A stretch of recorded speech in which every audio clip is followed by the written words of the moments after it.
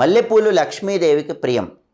పారే నీళ్లలో ఇలా 9 మల్లెపూలు 9 గురువారాలు విడిచిపెట్టినట్లయితే లక్ష్మీ కటాక్షం కలుగుతుంది, భూలక్ష్మి అనుగ్రహం కలిగి తొందరగా ప్రాపర్టీస్ కొనే యోగం కలుగుతుంది. అలాగే పౌర్ణమి తిథి రోజు కూడా తెల్లటి పుష్పాలు వీలైనన్ని పారే నీళ్లలో విడిచిపెట్టడం ద్వారా కూడా తొందరగా ప్రాపర్టీస్ కొనేటటువంటి యోగాన్ని సిద్ధింపజేసుకోవచ్చు. అలాగే ధనపరంగా మీకు బాగా కలిసి రావాలంటే మీరు పూజ గదిలో ఒక కొబ్బరికాయ ఎర్రటి వస్త్రంలో మూట కట్టి దగ్గర పూజ గదిలో పెట్టుకోండి.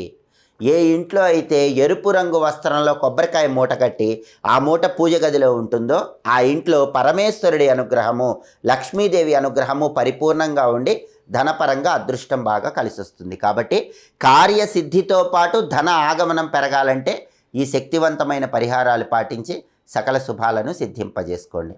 మీకు ఇంట్లో ఉన్న అన్ని బాధలు పూర్తిగా తొలగిపోవాలంటే